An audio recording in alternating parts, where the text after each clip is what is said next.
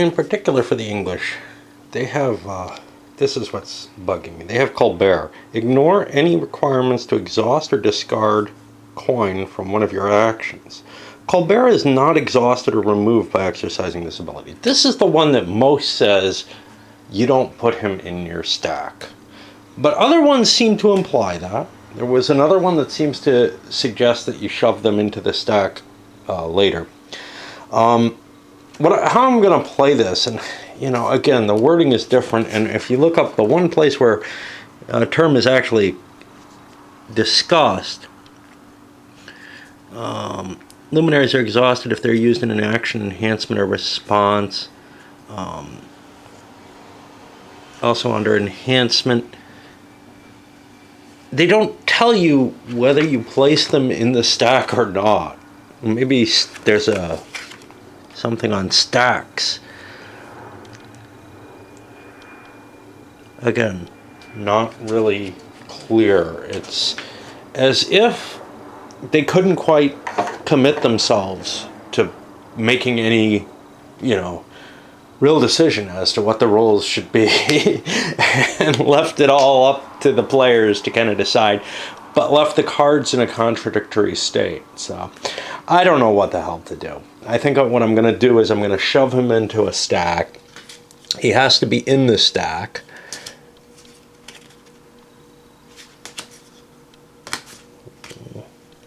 I don't think he helps.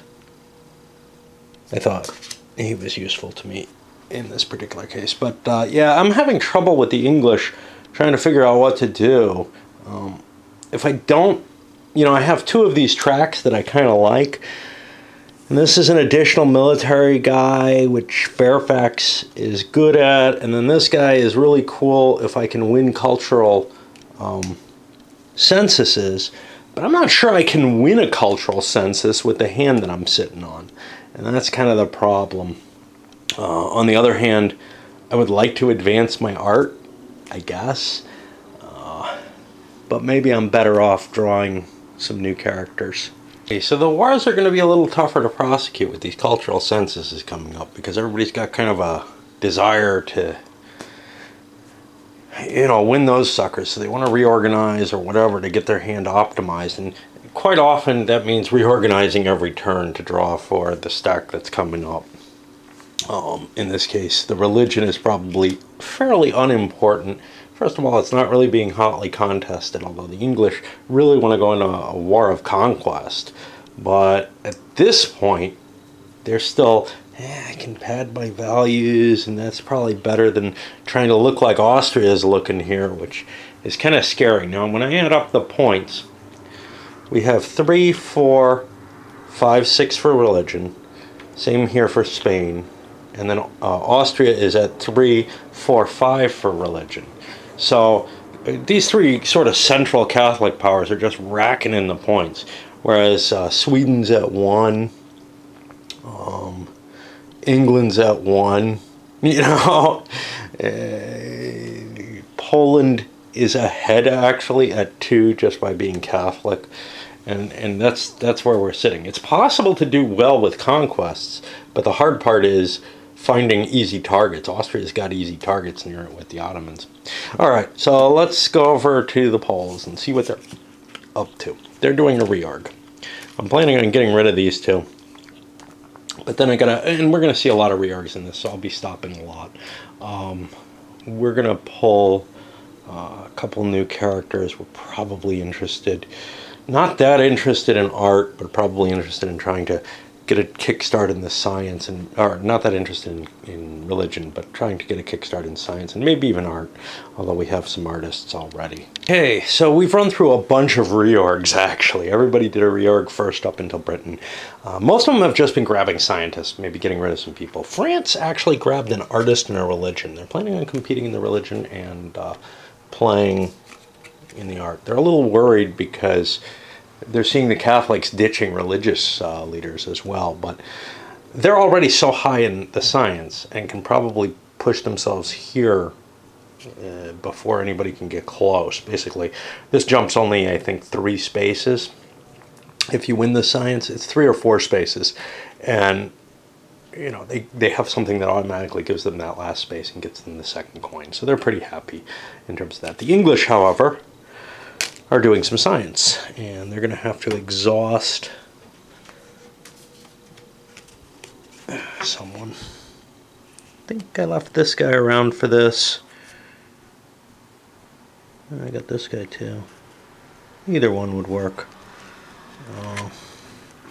Let's exhaust one of our artists who have some neat ideas and help, and then we get a science, which puts us in closer range. This guy, whenever you gain a science, if the outcome's successful, you get a religion, and nobody has the counter there, and a buck, which I don't have room for. Produce so much money as the English. The Swedes have pretty much given up on the war. They're going to reorg. They're good on money, not perfect, but good. Actually, maybe perfect. They can only hold $10. So getting rid of Kid, who's not terribly good, but can produce money for you, seems like a good idea. And I'll play this in order to gain me an art and a buck. Well, like I said, I'm good with money, so I'll push my way forward on the art. And then I'm doing a reorg, so I get a couple more characters. Swedes and Russians grab themselves some scientists too. And I mean, there's so much luck in terms of what you draw in order to get your bonus for that. It's okay, but... Okay, so I'm doing this guy. I'm going to have to exhaust him and spend... Not my bonus. Some culture or some politics. And I'll use this guy because he's not really able to do me any good. Now I roll a die. I get a 4. That advances an art. And now he says, it's only with Christian.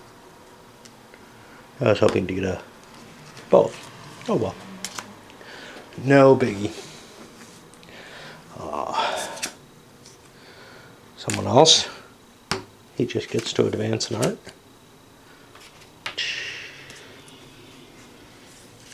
Over here. He too is working on artwork. Nothing I have to exhaust immediately. I'm going to get $3. That doesn't help him because I didn't get any art.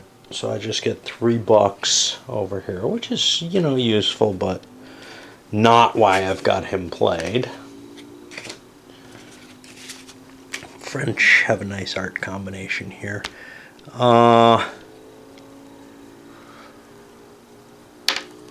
I roll a 2. I get $3. Now this is an action that will gain you.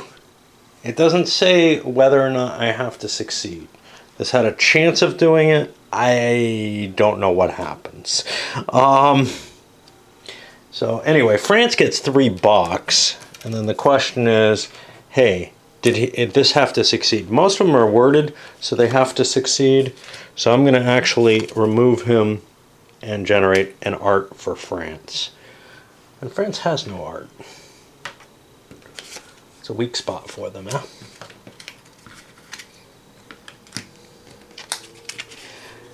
Oh, now comes the English reorg, and they're getting rid of some leaders. Who knows? You know, I've been drawing cards. I have some religious guys who may be able to intervene that are in people's hands that just showed up.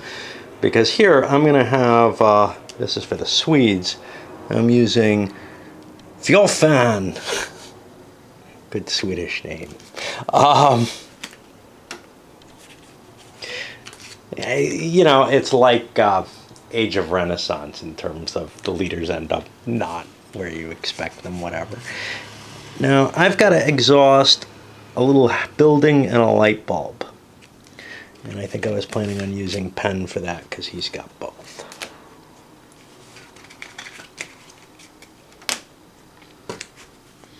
And I advance a science. There's a first, and a religion. I don't think anybody got a... Did I just move this or not? I don't think I did. I think it's here. It's so hard to see the lines, especially on the religion one for me. We'll expend that. And now we're seeing the religious situation turn the other way. And, well, what's a Russian turn without an attack? Okay, we're going navally again after Courland, you know. Do we use Nikon? Yeah, we'd like to gain something from this, so we're going to use Nikon for that. Instead of...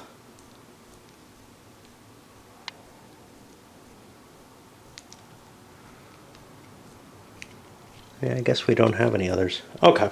Yeah, he's clearly the use. So we're at 5, 8, 12, 13. Navally we tie. I thought we had a guy with a naval bonus. I guess we killed him trying to take it last time. So we're at 13 with a tie. How much money do we produce? Looks like a lot. Looks like $4, $5, $6. So we're going to be over no matter what. We'll throw it all in. And that scares the Poles. The Poles are going to have to look. Now they know the Swedes aren't attacking them, and they don't think anyone else can reach them. Austria could. Austria's out of actions, though, because Poland started this turn. So we can throw everything in. This is a horrible turn for Russia to attack during. So we'll use our stirring the people. And this card is not going to help us, because we'd have to gain Catholicism, and that won't happen. Okay. Now, how about our money? We'd like to not lose money. We produce 4 in each turn. So what I'm going to do is I'm going to spend that 4. I think we've got a pretty good chance against the Russians. We've seen so many of these battles. You know, we're getting cocky here. We'll probably lose now. All right, let's look at the values. So Courland goes up to a 3, and we're a 5, 6, 7. Wow, we're a lot weaker militarily than we were. And 4 more. Let me keep that on board here. So we're an 11 total. Whereas these guys, I'm going to use him, 9, 10, 11, 12, 13, 20. So I'm going to get 9 dice, which isn't very good.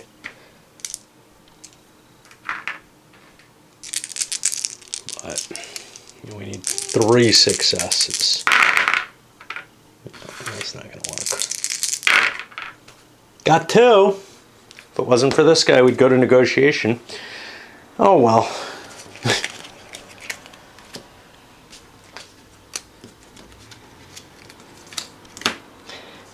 One thing the game doesn't manage to handle well, it handles the stalemate of combat, which is, you know, somewhat appropriate to say the fortified areas of the Netherlands and such. But I kind of mentioned this before by saying, well, it doesn't really represent the defensive areas of the territories. But it doesn't show the sweeping type of combat that occurred in the East, where, you know, Russia, Sweden, Poland were really just thundering through each other's territory, grabbing things left and right. The numbers, you would think, would, but actually, strangely enough, the Spanish Netherlands is really easy to take. The Netherlands isn't that hard to take. The Nord isn't that hard to take. They're on the same levels as these admittedly larger territories, but ones that just fell like immediately. You know, armies just swept through them without any problem. The hard part was holding them. It was the fact that, yeah, they're still not defended. Whereas if you took the Spanish Netherlands and it changed, you know, and had it under your control, it was tough for the opponent to take it back. So it's kind of like the mechanism, the core mechanism that reflects the battles in this. I understand the, hey, this is a home country, it's hard to take back, but, well, it's easy to take back if you're that nation, but that just does not apply with the fortresses that, you know, existed both in the Netherlands and along the Rhine. Those were not easy things to take in general. It wasn't at all certain, but it turns out everybody's actually going to be playing for the census. That's sort of a, you know, nobody knows at this point, but everybody's kind of tucked them away. The reason for that is this is close and it's a big deal. I mean, this is 2 victory points for everybody on that side. 2 victory points is a huge thing, which is why these coins are such a big deal. Getting the first guy to make some distance on those is just humongous. The big question actually came to England. England was contemplating, hey, I'm kind of heavily invested in the anti-Catholic, but this would also be such an awesome turn to attack because I'm not that heavily invested. I'm probably more invested in the science. But anyway, that's what we got. So everybody's got, you know, really just one action this turn, and they might be kind of weakening their cash flow. So this guy's going to advance 2 science, but I have to pay a science in order to do that. And luckily for me, I saved Haley, who's not a very good guy because you got to trash him. So that means the Emperor, who is... And, you know, he knows this is going to happen, right? That he's going to just bump up 2 science. But before anything further happens, this guy, well, yeah, Response Fire Engine Act. When another player gains science from a luminary action, you can take $3 from them for each science gained. So he just gained 2. So I'm going to take $6 from the Emperor, and I can't take what he doesn't have, but that probably throws a big monkey wrench in his plans. He does have money that he's producing, though. 3, let's see, 8 to 6, 8 to 8. He's producing like $8, so he'll be able to sustain that damage, especially if nobody's attacking. But, you know, it's always cool to grab money, except I don't have room for all that money, so I'll burn some of it. Alright, over here, Pietro di Cortona. Roll a die to advance in art.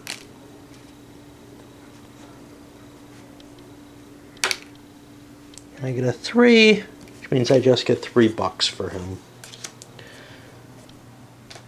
And I got room for that. Over here for the French. Oh, he wants to chip in on this too.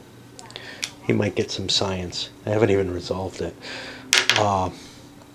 2, he gains a science. This was the French, I hope. Jeez, I don't know. I think it's the Spaniards. I can't tell. See how many cards he has. 3, 4, 5, 6, 7, 8, 9, 10. That sounds right. Okay.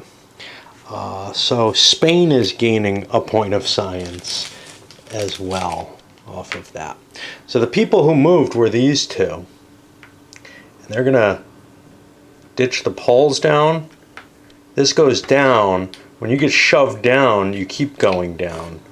So we just saw kind of a revolution in the ordering there, which is kind of neat. Okay, now over. We're doing some art.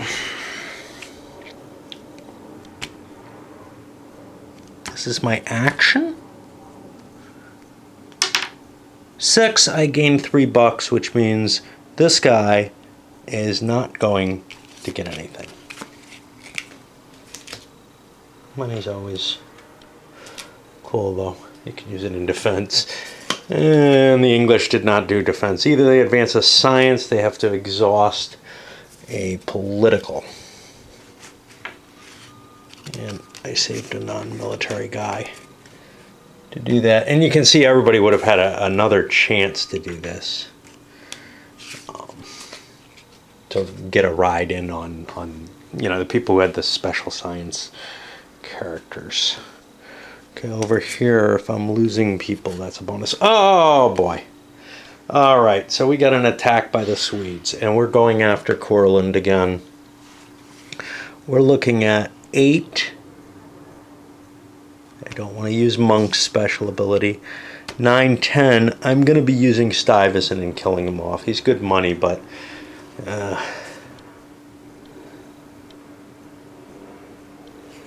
okay, so if I'm getting his money, 10, and... see, killing him off lets me paint him. And I'm covering this.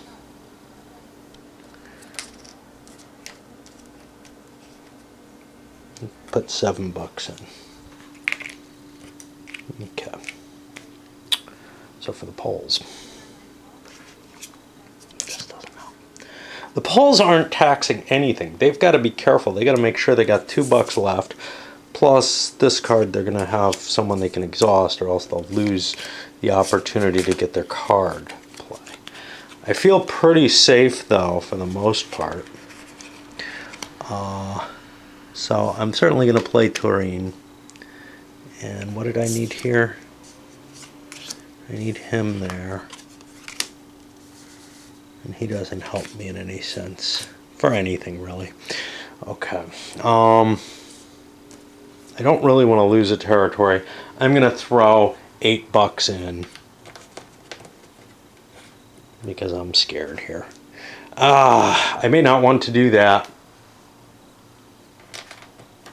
Because I don't know what the Russians are doing. Alright, I'm only throwing 5 in and hoping for the best. Okay. So, when we reveal, and of course I could turn it to a negotiation by killing Monk, because I have a lot of negotiation ability here. So Turin's worth 7, 12. We're doing naval. 4, 8, 9, 10, 11, 12 for the naval comparison. Right? 4, 8, 12. So I'm at plus 7 for my money. So I think I counted everything in. Only plus 7. Whereas if I do this to a negotiation, well, he's got a pile of cards that kills Monk. I don't think I want to do that. So, plus, I wouldn't get to do this, which I kind of want to do. So, what did I say? Plus 7? That seems like shit. 4, 8, 9, 10, 11, 12. Yeah, I'm only plus 7. Attacking is just so tough. And I need 2 to get it to automatic negotiation anyway. I don't get any. And that was 6. Well, I can't succeed. I was doing him to get me $5 back. That discards him.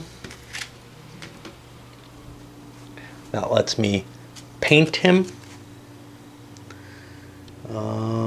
Which means I gain an art and a buck for the Swedes, who are this pale pink. And hey, we got most of our money back at least. But yeah, another pointless turn for us. And we were kind of hoping to get, the religion this turn, bump that, and, help move it. Well, what about our friends here? And this, he is not doing an attack. He's using Rupert for art. So roll a die, see what happens, and then I'm going to have to discard a buck if I get anything to get Rupert. Okay, I roll a 4. That just gets me $2, so I don't get anything off of it exciting. Oh well. Okay. And now last but not least over here are the Poles. We're going to try to get some Catholicism. I have to exhaust. I don't know if I've exhausted everything I should elsewhere, but some politics. I roll a die. A 6 probably means nothing for him, and he's exhausted. Well, now it's the interesting point. I got to switch batteries, but we're going to do the census. Now, the census is going to be particularly hard in this case, because what I got to do is I have to add up what everybody has, and people have enhancements that are attached to this, and everybody's competing at once. And in fact, they're actually competing as 2 camps in this census. A number of people have enhancements they want to use. So for example, Descartes being used to help the Catholics. He's able to use his ideas to affect his political value, which is an important little enhancement to add to this. This guy doesn't. This guy has an interesting one. If we win the census, I'm going to get 2 art for it. But the Dicky guy is over here. I've got a couple of these actually, and I can only use one. He's not the guy who can use, well, he's only in the military. I can only use one. I can either make each Catholic exhaust and ignore a luminary of their choice, or a random one. Since art's coming up next, I'm going to hold on to this guy, and the next census, is, if it happens, may be the more important one.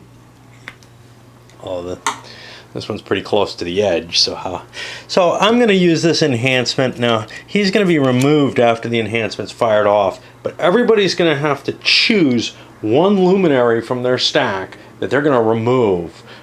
They just exhaust them, I believe. Yeah, they just exhaust them out of the stack. They're not going to get to use them. And so everybody's going to kind of try to rebalance their points at this point, which is a tricky and tough little thing to do, and just get them out of the stacks, and then we'll do some counting. Sorry, not everyone, just the Catholics have to. These events, these enhancements target your opposing religious side, which, really gets askew. Plus, we're going to have, after everybody selects their points, another 3d6 added to the Protestants. So this is a good chance for the Protestants to take this one. Now it's time to add up the points. And we do this simply.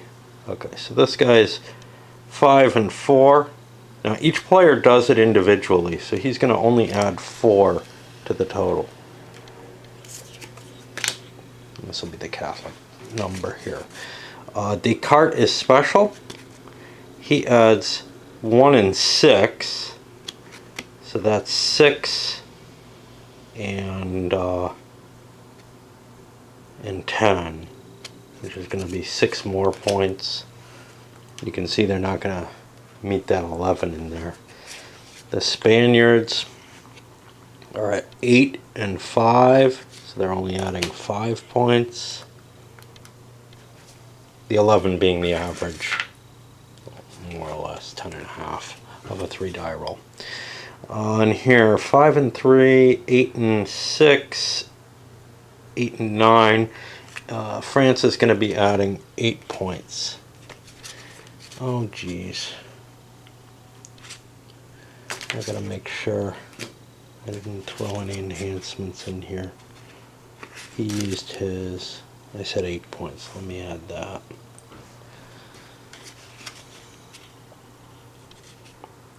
These are on actions. Okay. So now, for the Protestants, over here, and I couldn't do this if he was like Catholic. That's 1 and 1, 1 and 4, 4 and 4, 7 and 5, 7 and 7. The English had 7. Let's see if there are any. Okay. He's got an enhancement that he's leaving face up. If we win this, I get some art.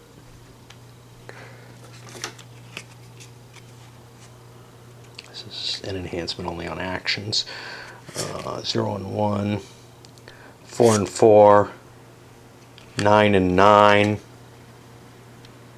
Looks pretty good for the Protestants, honestly. Let's see if I have any enhancements here. Nothing that helps. Okay.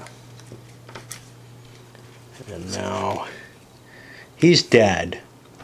He's worth 3 and 1, 6 and 1, 6 and 2,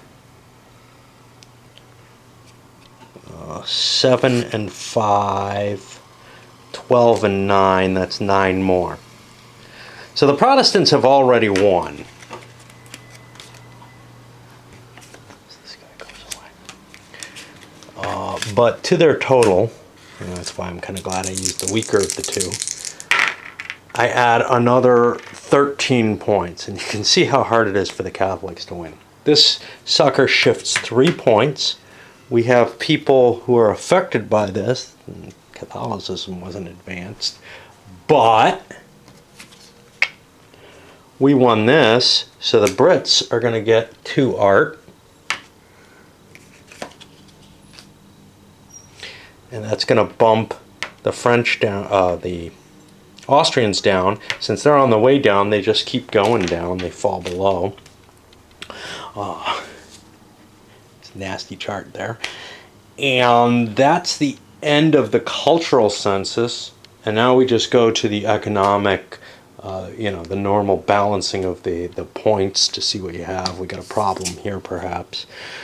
He's got 3 and 4. 8 and 6, 8 and 8. He produces $8, spends 3, 6, so he's getting $2, so he survives it. And I don't think anybody else is in terrible shape money-wise. Okay, we've set up the actions for all the players. There are going to be a few surprises in there. A couple of players are actually going for a battle. Others, like the Swedes, have nothing set for taxes and trade. I might actually want to slip a card in there.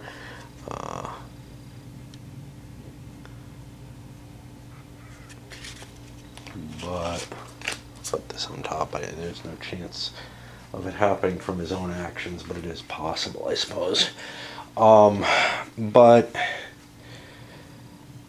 And this is one of the problems with doing these censuses is, in order to win it, you usually have to commit to creating a hand that's able to compete in it successfully. And then you end up pushing a lot of people who are worthwhile for your taxation value, or maybe even other uses, into that slot. So it's kind of a question, do you want to compete or not? If you come in first, in terms of score, you end up getting, I think, 4 spaces on here, and second gets you 2. Now, that's a big swing and a big bonus, but there's a good chance that if everybody's competing, you might not have enough points to get anywhere on there, and it's kind of hard to keep track of that. What other people have, especially if you've been focusing and kind of thinking, oh yeah, I want to get that, I want to get that. Even if you thought about it just on the last turn and prepared for it, and other people have been preparing harder earlier on, you may be in a position where you feel compelled to try to win the race for it. And one person in particular feels compelled. I believe it's the Spaniards, because they have Newton. Now the way his card is phrased is, if you win a science census, well, does win mean getting a bonus out of, or does it mean coming in first out of the players? I'm going to say it means coming in first. But, the definition of win, like, it's a gamble and you gained something. You won, right? So it depends on which gaming philosophy of winning you want to take. The gambling philosophy or the competitive 2-player philosophy where one player wins and the other player doesn't. Most board gamers seem to take that latter view more, where there's a binary win-loss. So I'm going to presume that's what they meant, but it's certainly not the most ambiguous card in the game. Okay, so over here, it looks to me like we're doing an action with our Fresco Master, and we've got an enhancement, and oh boy, I had better have a point of money. I do. I saved somebody for that. Okay. We may have some people who picked things because I took a nap today, and that always makes me stupider than normal. All right. Well, we rolled a 5. That means we just gained $3 and don't get anything else. So there's our cash. That'll help because, again, you have to commit people often to these censuses who are useful to you in terms of your taxation base, etc. You're not committing military guys who usually don't matter. His action's going to be rolling a die. Really only on a 1 will he succeed, but if he does, Stradivarius gives him extra money. Otherwise, he just gets money. We don't get that 1, so we get $3 as well, and the French actually really need money, I think. And they're kind of breaking even. The English played Jan,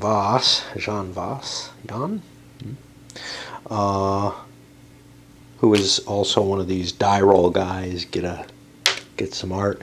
Well, he gets a 6, that's no effect whatsoever. It's kind of a crappy one of these, but I want to hold on to it because I got an art census coming up, right? The Swedes also are doing that.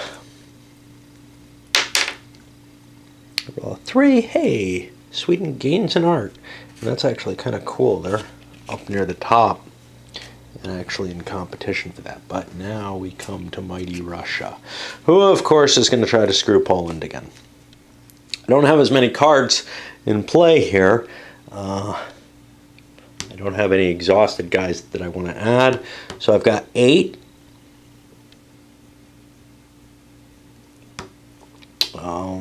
With an attack. I'm not producing any money. Let's throw it up to 15. We're hoping to get in there. We're going after Courland, navally again. And let us see what Sobieski can do. Well, he's already seen his other enemy hasn't succeeded. It hasn't generated an attack. So we can throw pretty much everything we've got in. Which comes down to Turin. And we'll use our response here to upgrade the people. And now, how much money are we producing? We're producing more money than we need, so we'll throw our $3 in for the defense. All right. What that means is we're sitting here with 8, 13, 15 versus 5, 8. So all we're getting is that 7 dice. We need 3 successes. That's almost impossible. 3 successes to drive it to a negotiation, which we may not win. That's 1 success, and there's another one that doesn't happen. And not another success. Now this is, of course, kind of risky for Russia if anybody was around to attack them, but there isn't. Who's going to attack Russia anyway? The Poles might. But the Poles are interested in trying to score on the tracks instead. Now I have to exhaust something that I hope I have. Yes, I did save. I saved a science guy actually to do this. No, not Bill Nye. I don't think I rolled. I get a 5. I advance an art. That's not a Catholicism, so I don't get the bonus on there. But we did move forward, and that's kind of cool. Now over here, Leopold is also doing an attack. Now his attack's more complicated. He's attacking Savoy. He needs 3 successes to get it to a negotiation. But the problem with attacking Savoy is anyone can intervene in this. Anyone. Wow. And probably people don't really want him there. The English might want him there because that positions him to fight the French. Let me look at his money. He's producing a lot of money. Looks like 8 and 8. That's actually about what I need, but it means I can afford to throw $2 in. But what I have to wait for is to see who might respond. Now, everybody else is gone, and everybody knows that there are no military actions coming at them unless somebody's been really tricky and slipped one into instead of doing the census. But everybody feels a lot more secure at this point than they would in most turns. So they might be more willing to commit. Maybe not all their defenses, though. Not only one player is opposed, the French. The French are the ones with the most to lose here because, and it's strange that Savoy doesn't have a port, but because they're the ones threatened if Savoy falls. And they're kind of in the running for the lead here with the Spaniards. So, although that may have changed with the anti-Catholic move, see, right now we have some 4 points because we each have a coin, maybe 5 if we can upgrade. So, anyway, the French are going to commit both their leaders. That gives them, they can't use any enhancements. That gives them 8 points. Now, they're in trouble if, like, England stabs them here. And our Austrians are coming in. We'll use Ireton here because we're not attacking colonial power, even if a colonial power is involved in the war. 7, 11, 15, 16, 17 to 8. That means I'm only getting 9 dice. I'm going to need at least 3 successes to get even negotiation.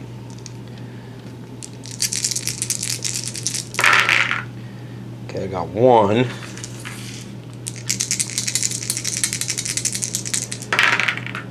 I got a total of 2, not good enough. I think the combat feels just a little too hard. But anyway, so be it. This was Leopold, not the Spaniards. And the French are also exhausted. The money goes away. And this is kind of a pain because Leopold needed money. Now we go to the census. And here, everybody's going to reveal their cards and possible enhancements that they're playing. And we're going to have to score each one separately and then rank them within that. Whoever the top guy is gets 4 spaces. Second ranked guy gets only 2 spaces. Not quite sure how I'm going to mark that as I go, but I'll come back and report on the results rather than flipping the cards and trying to do the addition and hold all those numbers in my head. Okay, well, we ended up in an interesting position where 2 people tied. And actually the point distribution is like this, with Austria and Russia top at 13, England at 12. These guys all expended quite a bit to get to the point they were at, whereas others wasted their turn, essentially, Poland and France. Now France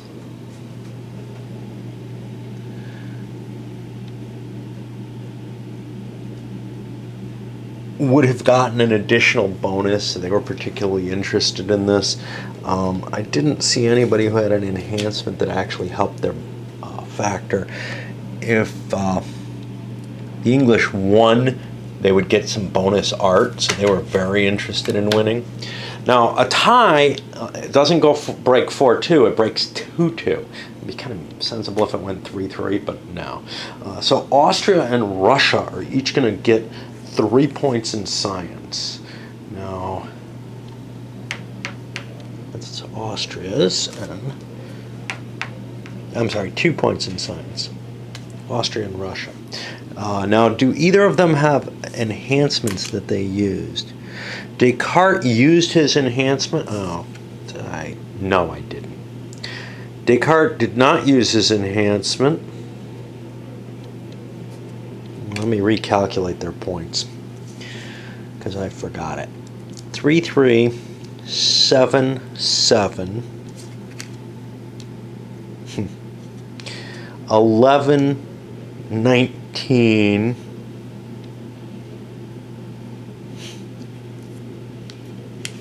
yeah, we were over in them anyway, so we're going to be at that 13 anyway. So he did not get any bonus. Did we have a different enhancement we could have used here? No.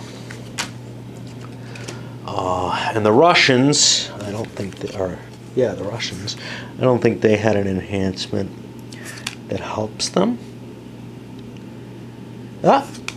Advance an extra 2 science.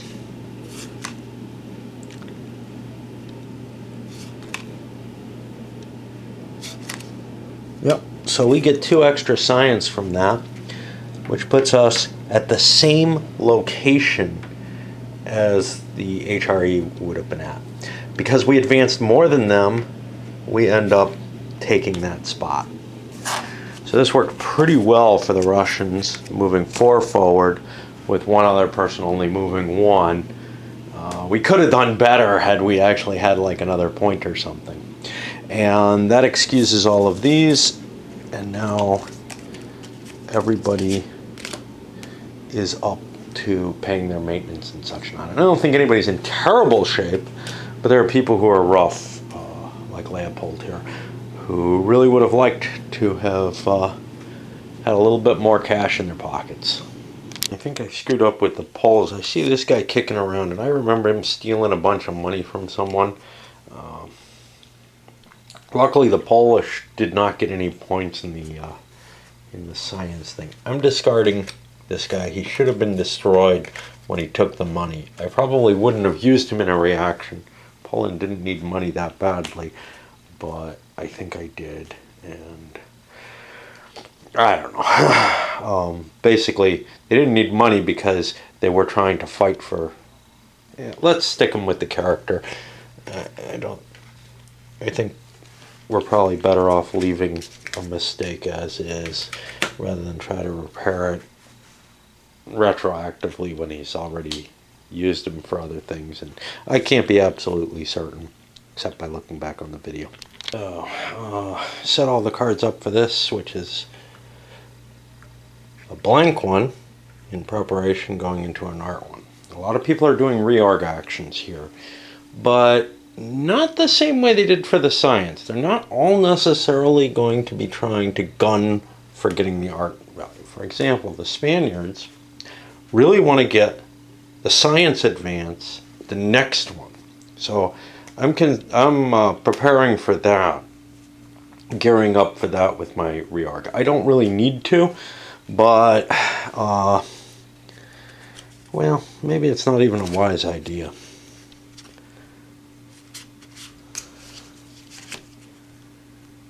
I think I'm better off doing this 1-point science action that removes a kind of crappy scientist, moving me forward. The reason for that, of course, is I'm already almost all the way up here. I may get there this turn. I've got an action in place that may get me there. I would love to get there, but I don't feel like it's absolutely vital that I compete in this. Of course, it could mean that someone like Sweden jumps ahead of me and gets the coin. That's the danger. But not only do I get a shot this turn at triggering a die roll that gets me there, I get a shot next turn before the census. So I probably grab the coin is what I'm thinking. The difficulty, though, of course, is especially with the reorg, I may not remember to do the right reorg. I might be saying, oh, art's coming up, I need artists, and not remember the pre-planning that I make in the game. And that's a danger with playing the multiplayer solitaires. I forget what people's individual goals are once I get around to activating them. It's a lot easier with a game like Europa Universalis down here, where you get to plot everything out all at once and on paper, and then your actions, follow that immediately. You don't have to try to set up, some plan in advance, and then you see, that's not really working. That's a particular problem in the multiplayer solitaire, but I'll tell you the truth, and I've said this kind of thing before. The same kind of failure to remember what my plan is happens in almost any game in which, I've got cards plotted or something, where it's not something where I figure it out all at once and execute immediately. Anything where I'm kind of reacting in real time, I'm going to forget what my plans are and just become purely opportunistically. And sometimes badly so, to this extent that I forget what the hell I'm trying to do. Anyway, here we're starting with the French, who are doing some art. So we're going to take a die roll and see if we can gain. There. Hey, we rolled low. It's only $3. That means we don't get Stradivarius's advantage. He's not very likely. The artist that I have is not very likely to kick in. Over here, we're going to have to exhaust a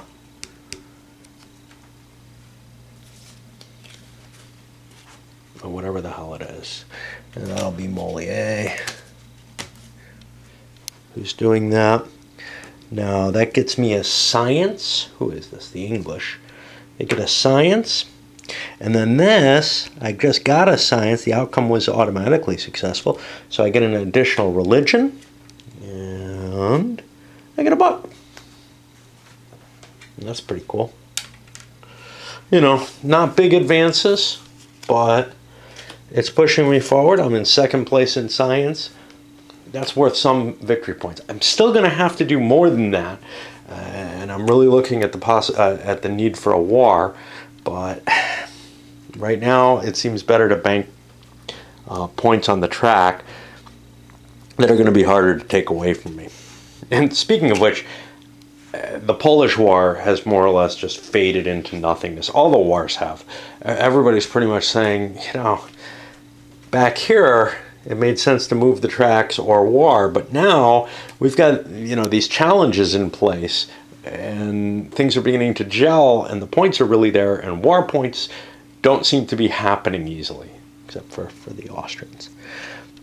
Okay, so this is going to be a removal to gain a science for the Swedes, and then, oh well, the action is going to be Light of Kiev. I've got to get rid of a light bulb and a thingy, and then I can paint Fairmont. So I need to get rid of a light bulb and a thingy. Unfortunately, that's Woods Rogers. No, I was planning on discarding exhausting Penn. Penn's not terribly useful. He's got a lot of political ability. And if I could get him in a negotiation, he's great. Unfortunately, he's my favorite, so I can't even get rid of him easily. So, I will be getting a science. This is these guys. Another move in the anti-Catholic direction. And then he adds an extra science as his enhancement. So, you know, if we didn't do the enhancement, we probably would have been better off. Except my reaction, or whatever, is going to be, I'm going to paint him. So I also get an art and a buck. And that's not an enhancement, so it's not limited as to how many I can do. Puts us over to Peter, who has given up on fighting and is doing a reorg. Now he wants 2 more pieces. I don't know what he wants. I think he wants artists, but I'm not positive. Russia and Poland went for artists over here. We're going to have to exhaust an additional science. We want to get rid of Haley yet. So this goes away and I get 2 science for him. He's not gone. That jumps me forward. Pretty potent. And over here for Spain, what are we doing? Looks like the base action is an attempt to do art, and we're going to have the Pope help. And unfortunately we get a 5, that's just $3. You know, money's always good, but not quite what we wanted. Okay, now this time we don't have a census, so we're just going through more actions. Over here, this is going to be a removal, as it puts a pro-Catholic move. I don't think anybody has a reaction to prevent that.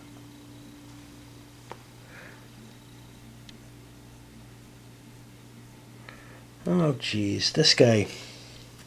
There's a couple of people who did actions that resulted in science growth. This guy will do one on the last one, which was the HRE one. I don't want to lose it. On a 3, he gains a science, so he's going to actually bump the Swedes down. But coming back to the French here. So he's going to be removed for this, and then this is an action he participates in that advances science. Advances art. He'll advance an additional science.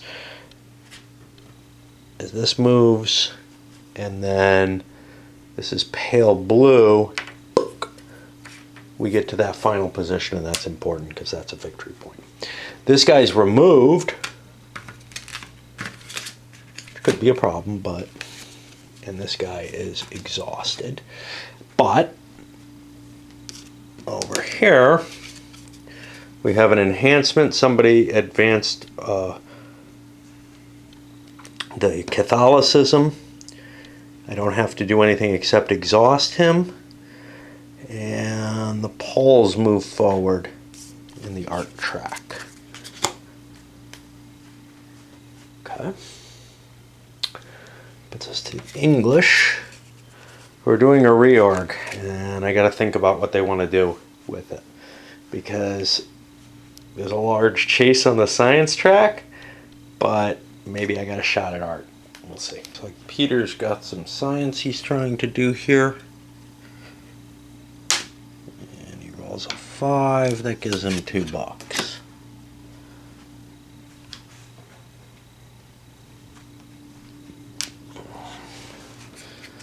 And Sobieski is also doing science. This is an action that gains a science, receive an additional, but remove Wallace. So I'm going to be getting 2 science off this. I keep forgetting to use this. Maybe I couldn't, but whatever.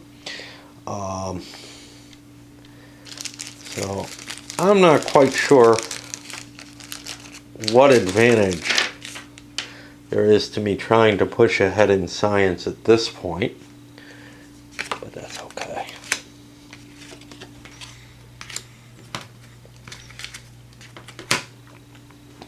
That's gonna shove this down. Since this was moving down, it keeps going down. Harshed.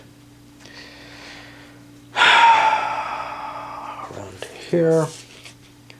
And we got more reargs, and I really have to step away to think about these. Why is he getting rid of an artist? I don't know. The only thing I can judge is he's not anywhere on the art track. He's going to pass on this one. He went for military instead. He's going to see if he can kind of get a trump in with an attack on the art thing, and maybe, depending on how things flow, maybe he'll be able to go further than that. This guy just generates a science. And here we got ugliness, right? No, not too much. He just bumps the balls down. Now, if he had been able to go earlier in the turn, he would have been bumped up higher. This is removed. We have, the era of science is done right now. We're entering the era of art. That looks like that's everybody's actions. We do some of the bookkeeping at the end of the turn. I think everybody's still under 10 luminaries total. Not quite. I've got 11 luminaries over here for the Empire. He's got 4 exhausted luminaries. 2 of them are favorites. The other 2, he's only going to get 1 of these 2. Odd or even. I'll get this one. That's good. And now he has one that stays in the exhausted pile. Now, when I played 2-player, it was much more interesting because we had sort of this deck of cards and didn't know what we were going to get. What we learned was that was kind of a stupid thing to do. But on the other hand, people with only 8 cards, which we've got a decent number of, are also kind of in a stupid position where they don't have as many actions to play. So, I don't know, for sure. Trimming the fat isn't good if able to replenish it, but adding additional cards isn't good.